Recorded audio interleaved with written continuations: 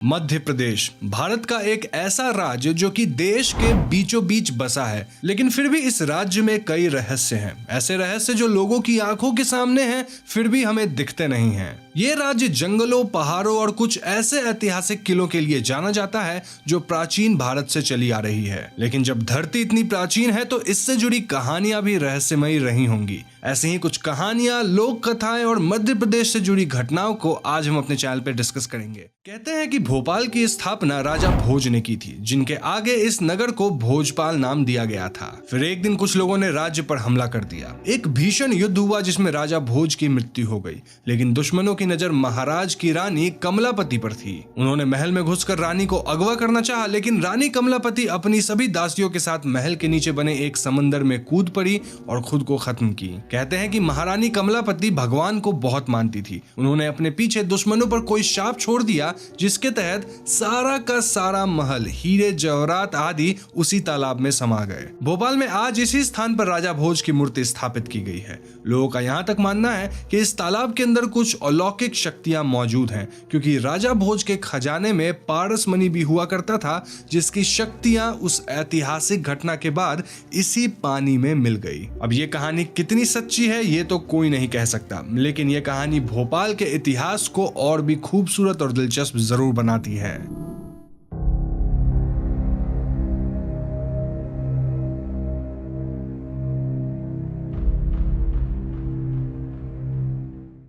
भोपाल के अशोक नगर में बसे गांव चंदेरी से कोई शायद ही अनजान रहा होगा। ये जगह पूरी तरह ऐतिहासिक स्मारकों और पुरातत्व कहानियों से भरे पड़े हैं। सच कहा जाए तो चंदेरी की हर गली, यहाँ का हर कोना अपने आप में एक कहानी छुपाए हुए है। इनफैक्ट स्त्री फिल्म में भी चंदेरी को कई बार मेंशन किया गया था। यहीं की कहानियों से लोक कथाओं को उठाया गया था।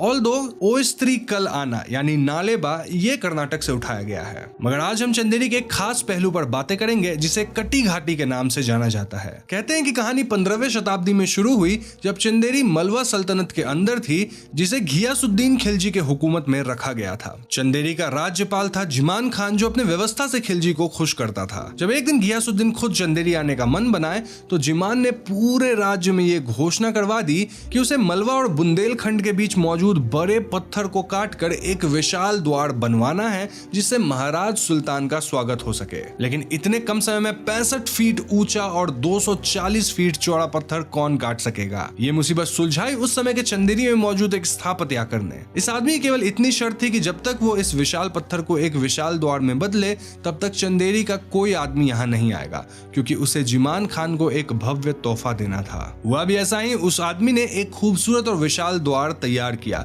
जिसे आज कटी घाटी के नाम से जाना जाता है। लेकिन उससे एक बहुत बड़ी भूल हो गई। उस आदमी ने गलती से अपने डिजाइन में किसी दरवाजे को इंक्लूड ही नहीं किया। चंदेरी जो अब तक दुश्मनों से इसी बड़े विशाल पत्थर से प्रोटेक्ट की जाती थी, अब वो दुश्मनों के लिए खुला खजाना बन चुकी थी। स्थापतकार को इतना बड़ा सदमा पहुंचा कि उसने उसी वक्त खुद को मार लिया। तब से लेकर आज तक कटी घाटी के ऊंचे द्वार पर उस व्यक्ति का कब्र सजाकर रखा गया है। लोगों का मानना है कि देर रात में आज भी कभी कभी उस आदमी की आत्मा कटी घाटी के दरवाजे पर खड़ी मिलती है, क्योंकि उसे चंदेरी को दुश्मनों से बचाए रखना है। देखा जाए तो स्त्री फिल्म में भी हमने चंदेरी में अंत में द्वार को देखा था, जहां स्त्री उसकी रक्षा कर रही थी।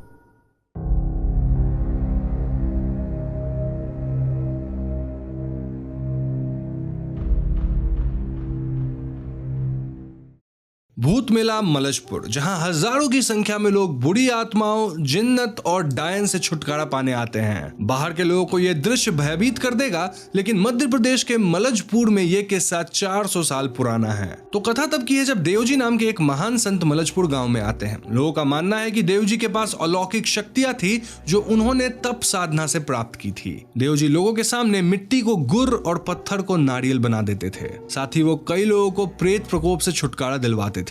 ऐसे में इन संत की पूजा बहुत मन से की जाने लगी और इनके नाम पर मंदिर भी बनाया गया। आज भी मलजपुर के लोग बाबा देवजी को अपना गुरु मानते हैं। उन्हीं के नाम पर भूत मेला हर साल आयोजित किया जाता है और इस मेले में दाखिल होने के लिए आपको दिल से मजबूत और निडर होना पड़ेगा, क्योंकि मेले में हजारों की संख्या में ऐसे लोग आते हैं जो देश विदेश से भूत प्रेतों से पीड़ित हैं। बाबा के अनुयायी कभी शारीरिक प्रताड़ना तो कभी मानसिक चोट देकर इन लोगों को आत्माओं से छुटकारा दिलवाते हैं। अब क्योंकि काफी बड़े स्वरूप में ऐसी घटनाओं को अंजाम दिया जा रहा है, इसलिए कई लोग इसे दकियानुसी सोच मानते हैं। लेकिन मलजपुर के लोग को अपने भूत मेला और बाबा देव जी की इस कहानी पर पूरी श्रद्धा है। तो ऐसे में आप मुझे बताइए कि आप क्या मानते हैं। कमेंट सेक्शन खुला है, वहां जाके अपनी सोच लिख डालिए। साथ ही नीचे है तो हमारे चैनल को सब्सक्राइब भी जरूर कीजिएगा। आजकल आप लोग वीडियोस देखते हैं लेकिन चैनल को सब्सक्राइब नहीं करते हैं।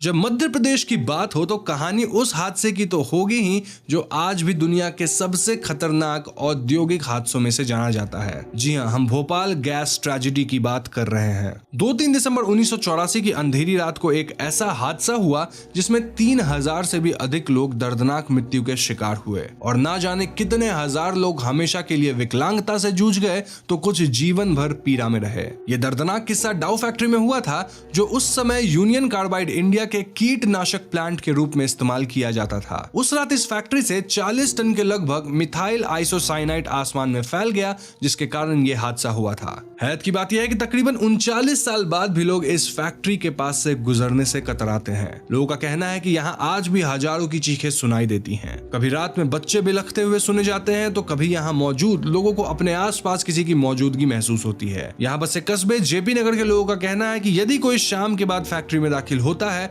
तो उसे आत्माएं धक्का दे देती हैं, जैसे वो नहीं चाहती कि यहाँ कोई प्रवेश करे। अब ये आत्माओं वाली कहानी कितनी सच है इस पे तो कोई प्रमाण नहीं है, लेकिन जो ट्रेजेडी हुआ वो सच हुआ था और वो बहुत ही भयावह था।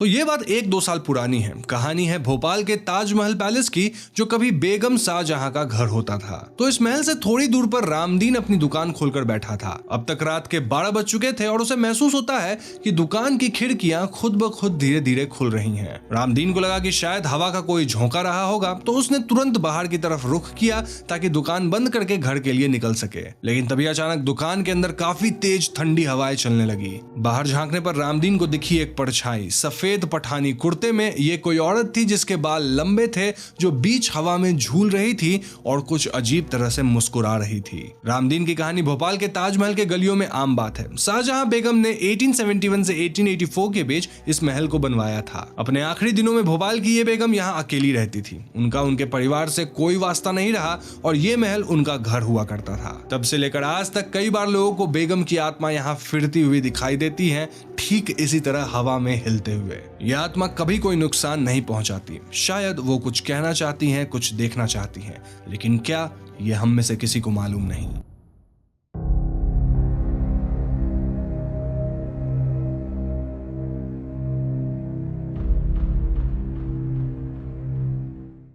बेगम शाहजहां ने शाहजहानाबाद के मोतिया तालाब के पास एक ऐसा मस्जिद बनवाया जो आज भी अपने खूबसूरत नक्काशी और कला के लिए जाना जाता है। बेगम ने खास महल में काम करने वालों के लिए इस मस्जिद की स्थापना करवाई थी। जीनत उल मस्जिद 1899 में बनकर तैयार हुआ और तब से ही लोगों के कौतूहल का कारण रहा है। खुद मस्जिद के मुअज्जिन का कहना है कि यहाँ कई अच्छे जिन रहते हैं जो नमाज अदा करते हैं और मस्जिद की रक्षा करते हैं। कई बार लोग जब मस्जिद में सुबह सुबह प्रे करने जाते हैं तो उनका मानना है कि उनके आसपास एक ऐसा परछाई होता है जो उन्हीं की नकल करता है। जी हाँ, ये परछाई उन्हीं की तरह नमाज अदा करता है और फिर कहीं बीच हवा में गायब हो जाता है। अब ये किस्सा इतना मशहूर हो रहा है कि कई लोग अकेले मस्जिद में आने से डरते हैं। अब ये बातें कितनी सच है ये तो मुझे नहीं पता। तो ऐसे में अगर कोई मध्य प्रदेश से है तो प्लीज कॉमेंट्स में बताइएगा कि हाँ, जिन बातों को मैंने यहाँ बताया है उनमें कितनी सच्चाई है, कितनी नहीं है, आप कितनों को मानते हैं। कॉमेंट सेक्शन खुला है, उसका इस्तेमाल कीजिए, अपने विचार व्यक्त कीजिए।